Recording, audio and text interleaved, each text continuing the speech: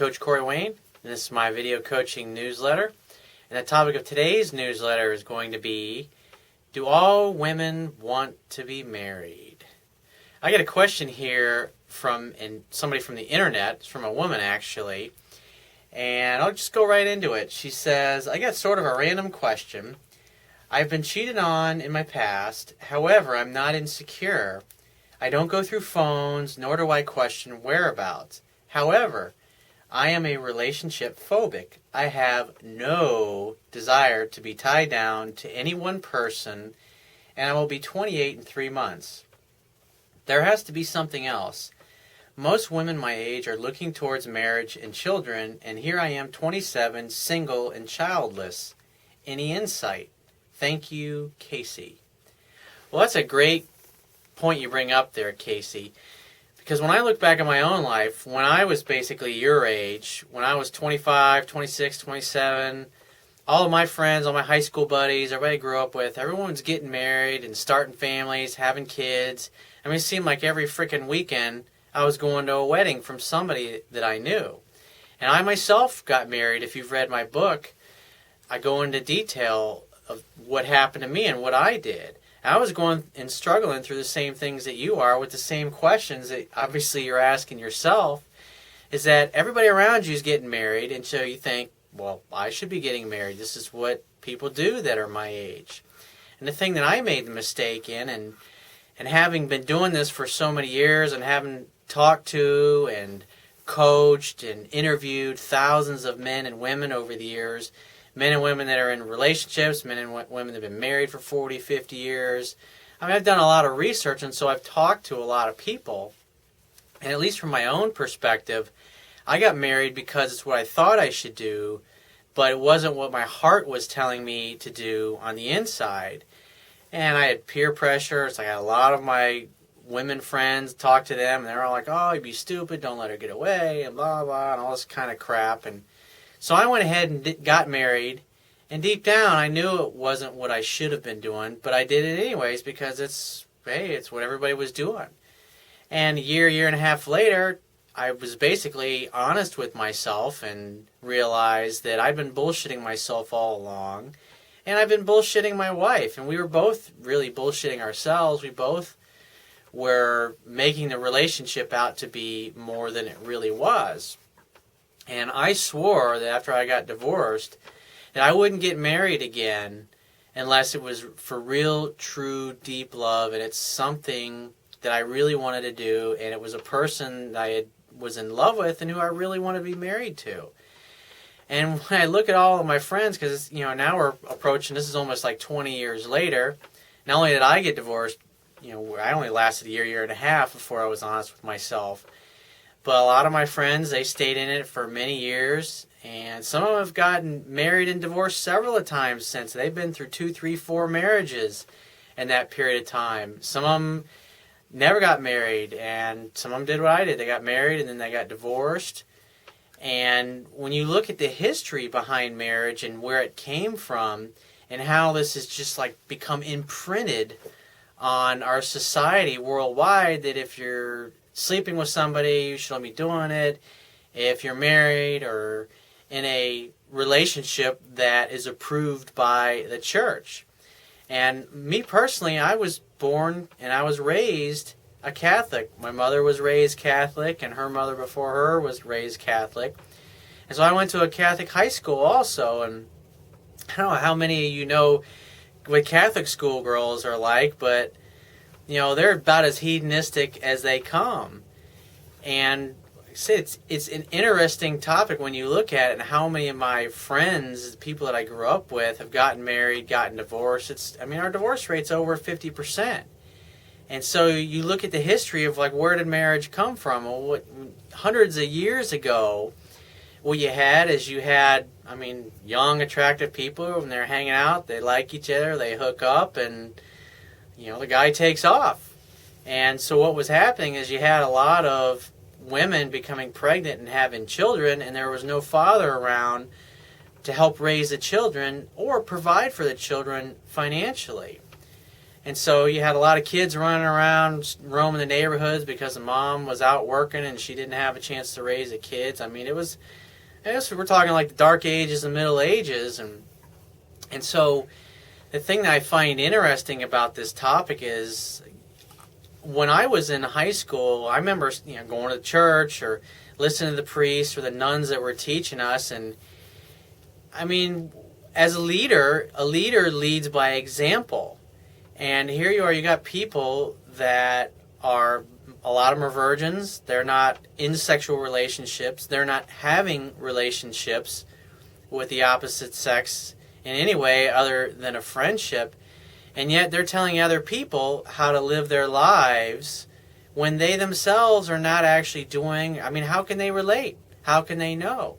When you look at the times when marriage became big for the church, I mean, let's face it, when you study history, the Catholic Church was totally corrupt. I mean, remember the selling of indulgences? I don't know if you ever studied that in history, but I sure did.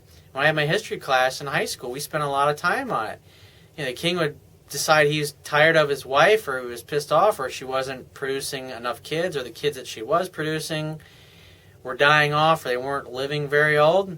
And the king would say, well, he'd go behead his wife, and then you go to the church, and it's like basically, all right, how much is this going to cost me? And the church would go, 10 gold pieces, and go with God, you're forgiven, no problem on beheading your wife, don't worry, you can have your next marriage and the church will marry you. And you got to understand, back during this period of time, most people were completely illiterate. And so the only people that really knew what was written down in the holy books were the monks or the people in the church. And so the average person that was a member of the congregation would go to church, and the priest or whoever happened to be leading the service would tell them what was in the good book and how they should live their lives. And that during that period of time, the church was very corrupt, and I think they were just really trying to solve a problem of all these women having kids without a father figure around. I mean, it's common sense. But here we are, over 1,000 years later, and what do we have? I mean, back then people, you're having kids when you're 14, 15 years old, because if you live to be 20, 25 years old, when you looked at the average life expectancy, you're an old man or an old woman by the time you're 20, 25 years old. And it was a very tough way to earn a living. It was just tough to live back then. I can't imagine how awful it was. And you look at all the modern conveniences, when we got people regularly living over 100 years from now. The people that are being born today, it wouldn't surprise me that they'll be living to be hundreds of years old. And so, you just look at people that have been married and divorced. It's like, how many of them get together and stay with the same person their whole lives? There's nothing wrong. I think it's beautiful. I love meeting couples that have been married for 40 or 50 years, because it's like, how do you do it? And it's like the ones that are successful and they stay together, they're crazy about each other. They're in love. They're still having fun. They adore one another. And for those people, that's great. But for people like myself or the average person, when you look at our divorce rate being 50%, most of these people, they don't stay together. And what I've learned about relationships is every relationship is an opportunity to help each other grow and become more. Two people either grow together or they grow apart. And what I've learned, like for me personally, I've always had very high standards. And when I got divorced, I swore that I would never get married again unless I was totally, completely head over heels in love with the woman that I decided to marry.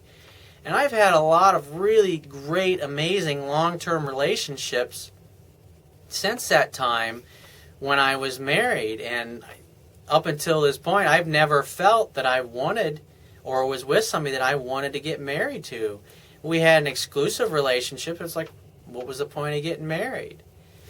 And so what I've learned is that you got to learn to trust your feelings. You got to honor what is inside. And when you look at every spiritual tradition, all of them tell us that, it's like Jesus said, the kingdom of heaven is within. You got to go within. And every spiritual tradition says this in one way or another. If you want to know what God is, if you want to know what is true, you go internally. You trust your heart. You trust your feelings. And what I've learned, this is the only way you can learn what God's will is for you, is by learning to trust your heart and follow what it tells you to do and what feels right. One of my teachers once said, your feelings are your truth. And I've personally found that to be true in my own life. And so if you're dating, back to the girl, that Casey, who wrote me this email question, if you don't feel like getting married, there's nothing wrong with it. You may never feel like you want to get married. What you should focus on is becoming the best version of yourself that you can be. Become happy, become satisfied, become fulfilled. Find work that you do in your daily life that you really love and that excites you and fulfills you. And somewhere along the way, you'll run into somebody. And if you're going to get married to somebody, you should only do it because it's what your heart compels you to do. And your partner, their heart is compelling them to do the same thing. And just enjoy the relationship. You'll either grow together or you'll grow apart. It's like, forget about dogma or ideology or any of that. I mean, because let's face it, you got to choose very carefully the person that you're going to spend your life with, because 95% of your happiness or your misery is going to come from that one decision. That's something to think about. So if you find this message of value, you can show your appreciation by going down to the Wibbia toolbar at the bottom of your screen and clicking on the PayPal donate button and donate any amount that you feel is equal to the value of the information you received in this video. At the very least, please share this page with all your friends and family by clicking any one of the social network sharing buttons, which are also located on the Wibbia toolbar. And if you have a question that you would like to ask me, or you have a topic that you'd like me to cover in a future video newsletter, click the Contact Me tab, which is on the left-hand side of your screen, and write me several paragraphs detailing your situation or your question, and give me several days to get back to you with a detailed response. And if you'd like to book a paid phone coaching session with me personally so I can help you with a specific situation, then click the Products tab, which is at the top of your screen, and just follow the instructions for booking a paid phone coaching session. And I will talk to you soon.